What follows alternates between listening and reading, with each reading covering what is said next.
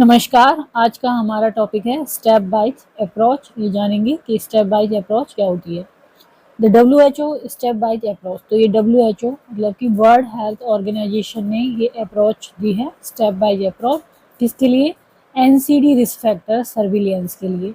NCD मतलब कि non communicable disease.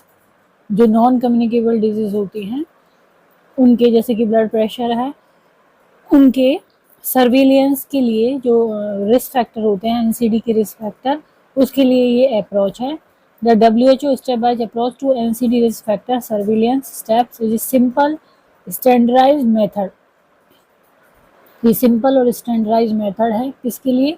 Collecting, analysing and disseminating data on key NCD risk factor in country में जो NCD के मतलब नॉन कम्युनिकेबल डिजीज के जो रिस्क फैक्टर हैं उनसे रिलेटेड डाटा को कलेक्ट करना, उनका फिर एनालाइज करना और उनको डिसएमिनेट करना, उनको क्या करना, एक तरह से जारी करना।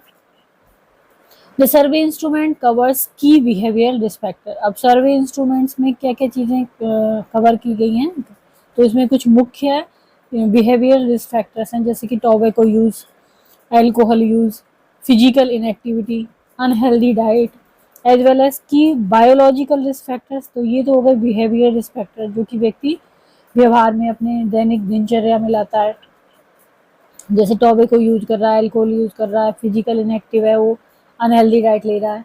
क्योंकि बायोलॉजिकल रिस्क फैक्टर में कैसे होंगे? ओवरवेट होना, ओबेसिटी होना, रेज्ड ब्लड प्रेशर ज़्यादा होना, रेज्ड ब्लड ग्लूकोज ज़्यादा होना और एबनॉर्मल ब्लड लिपिड। तो ये कई बार क्वेश्चन आ जाता है कि कौन कौन सी चीज़ें स्टेप अप्रोच में शामिल होती हैं। तो इसमें ये हो गया overweight, obesity, raised blood pressure, raised blood glucose और abnormal blood lipid. Through the use of expanded module the survey instrument can be expanded. तो एक्सपेंडेड मॉड्यूल में ये जो सर्वे इंस्ट्रूमेंट है ये और ज़्यादा एक्सपेंडेड हो सकते हैं, इनका और ज़्यादा विस्तार हो सकता है to cover a range of topic beyond these risk factor, जैसे कि oral health, sexual health and road safety, ये भी इसमें आगे शामिल हो सकते हैं, एक्सपेंड होके। तो विश्व स्वास्थ्य संगठन द्वारा एनसीडी जोखिम कारक निगरानी के लिए चरणबद्ध दृष्टिकोण देशों में प्रमुख एनसीडी जोखिम कारकों पर डेटा एकत्र करने, उनका विश्लेषण करने और उनका प्रसार करने का एक सरल मानकीकृत तरीका है। सर्वेक्षण उपकरण प्रमुख व्यवहार संबंधी जोखिम कारकों को शामिल करता है, जैसे कि तंबाकू का सेवन, शराब का सेवन, शारीरिक निष्क्रियता, अस्वास्थ्यकर आहार।